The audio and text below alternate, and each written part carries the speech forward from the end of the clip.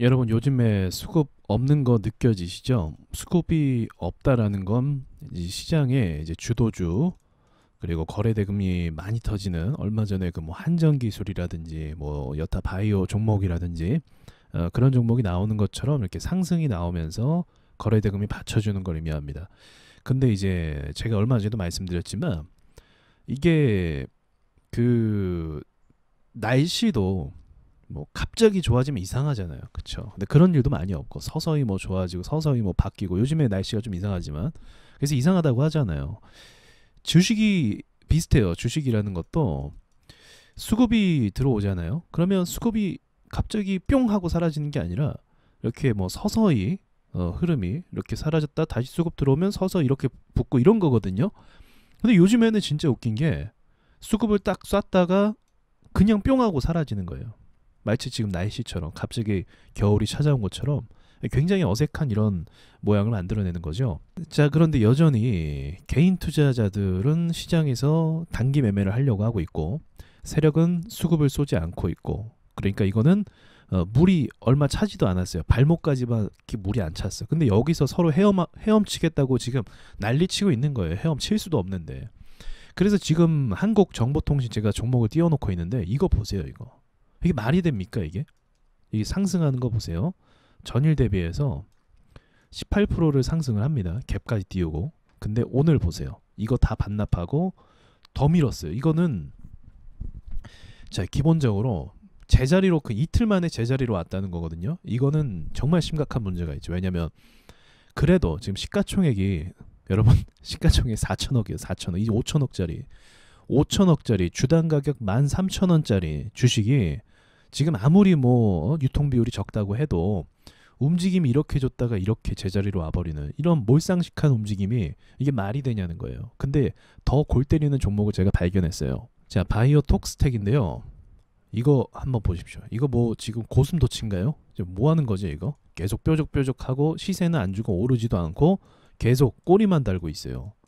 이거는 누가 봐도 호가를 가지고 장난치면서 한 번씩 수급을 쐈다가 뺐다가 쐈다가 뺐다가 아니 호재가 있어서 수급이 들어왔으면 그냥 계속 연속으로 받는 게 기본 상식 아닌가요? 그게 맞는 거잖아요. 괜히 이렇게 올라온 거 아닐 거 아니에요. 그렇죠. 누군가 수급을 쐈고 그걸로 인해서 호재가 있다라는 것을 의미하는 거고 호재가 있으면 아니 가격이라도 지키던가. 근데 이게 주저앉고 주저앉고 주저앉고 반복하고 있죠. 말도 안 되죠 이거. 완전 농락하는 거거든요 투자자들을. 사실 제가 몰라서 하는 얘기가 아니에요. 이거 세력이 장난치는 거예요. 왜 이런 짓을 합니까? 털기 위해서. 나가라고. 오르는 척 했다가 다시 내려가고 수익을 줬다가 뺐고 줬다 뺐고 줬다 뺐고 이거 갖고 싶겠어요? 개인 입장에서. 그 세력 전략 중에 하나예요. 나가라고. 그런데 정도라는 게 있었어요. 정도. 아니 요 정도까지는 안 했다는 거지. 예를 들어서 뭐 3개월에 한 번. 그럼 이때는 이제 없는 거야.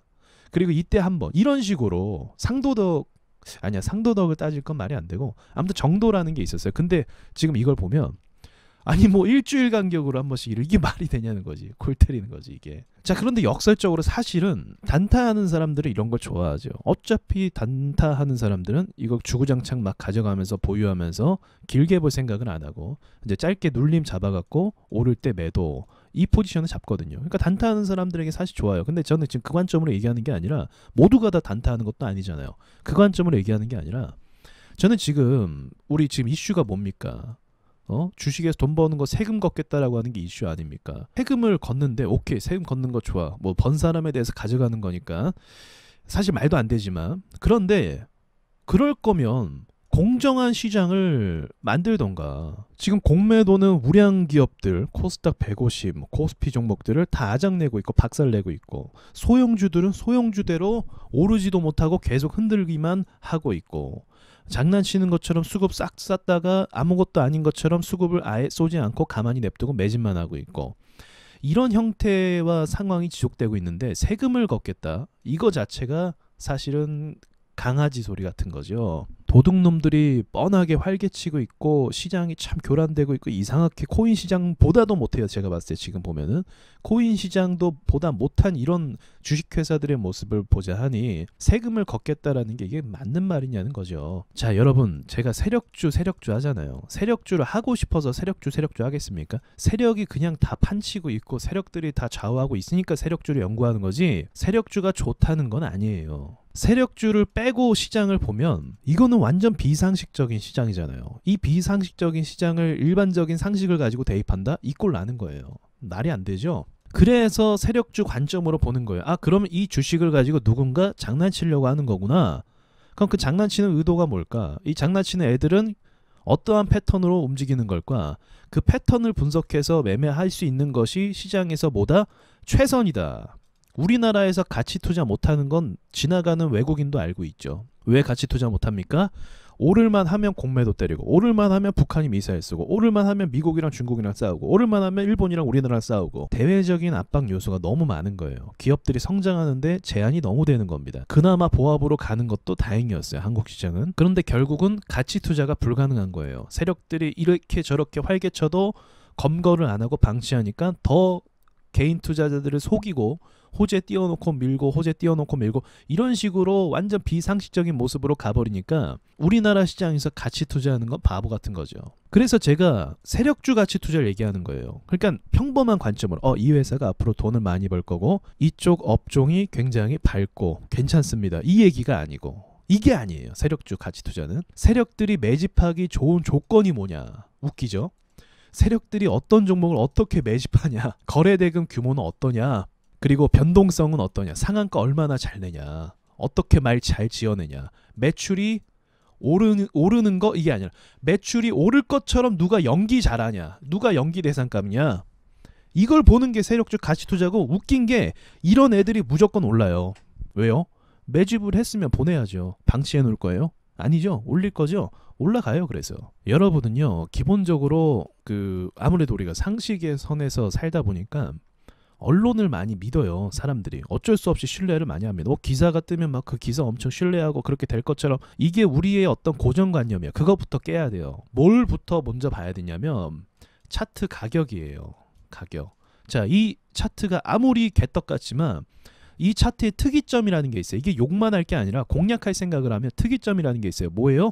여기를 안 깨요. 7,000원을.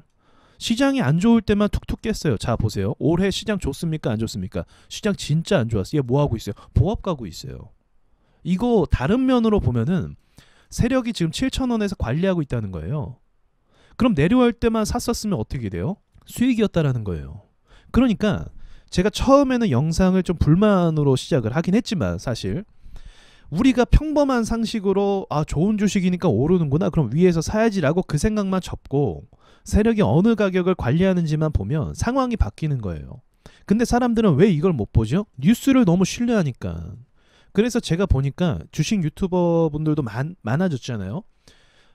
뉴스에 대해서 해석하고 어떤 뉴스가 이렇게 떴습니다 라고 이야기하는 거를 굉장히 많은 투자자들이 그걸 보시더라고요. 저는 늘 말씀드리지만 그런 거 참고하셔서 보셔야 됩니다. 어떻게 흘러가는지는 아셔야죠. 그런데 그걸 본다고 해서 주식을 잘하는 게 아니고 그걸 본다고 해서 상황이 그렇게 흘러가는 게 아니에요. 그건 어디까지나 참고고 여러분들이 진짜 보셔야 되는 거는 내가 산 주식의 가격이 밑에 있냐 위에 있냐. 내가 위에 있다 불리하게 산 겁니다. 상승장 때는 갈 수 있어요. 지금같이 보합장이나 하락장 때는 불리해요. 그래서 제가 계속 오늘도 말씀드리지만 싸게 사라 하면 별 문제가 생기진 않아요. 간단하게 이걸 계속 반복해서 말씀드릴게요. 내가 어떤 주식을 사고 싶은데 주목받았어? 시장에서? 사지 마세요. 주목받았으면 사지 마세요. 내가 어떤 주식을 사고 싶은데 별로 인기가 없어.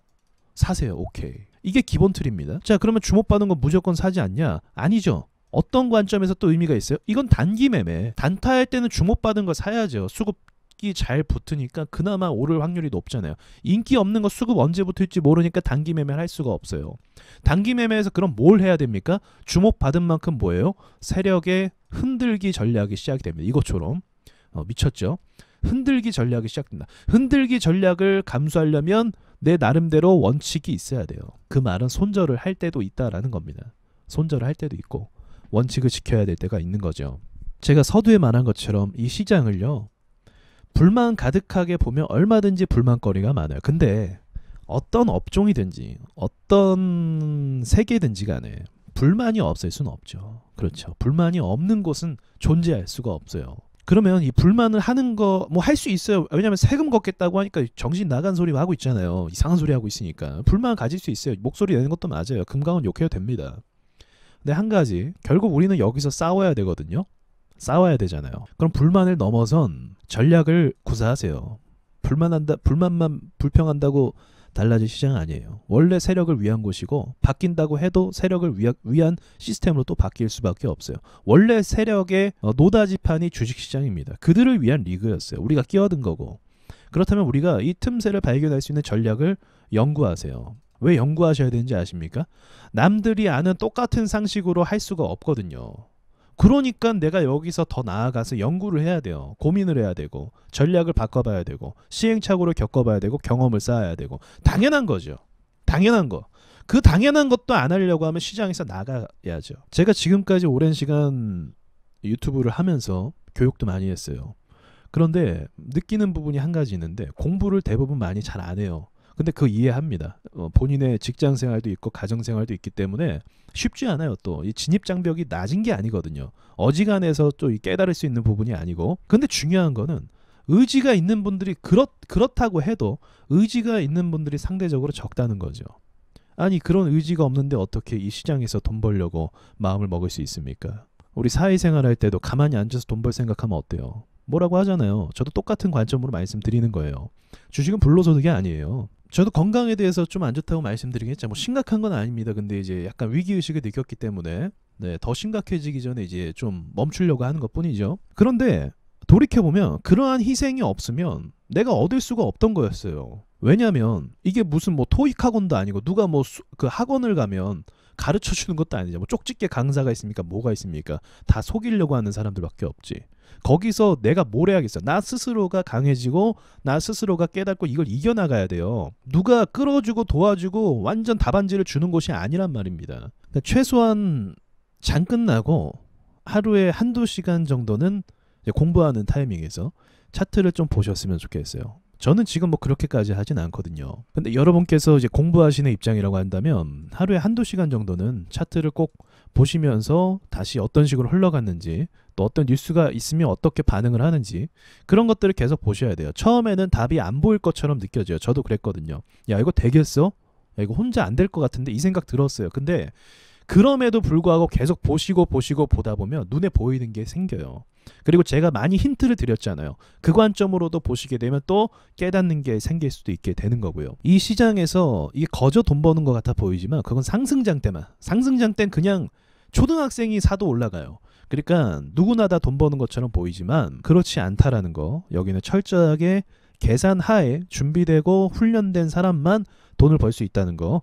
그 경험이 또 쌓여야 된다는 거. 단기간에 또 되는 게 아니라는 거. 그거를 꼭 명심하시고 시장을 보셨으면 좋겠습니다. 그러면 준비되면 나중에 상승장 가면은 얼마나 또 수익을 잘 낼 수 있겠습니까? 그렇지 않겠어요? 여기까지 말씀드리고 마칠게요.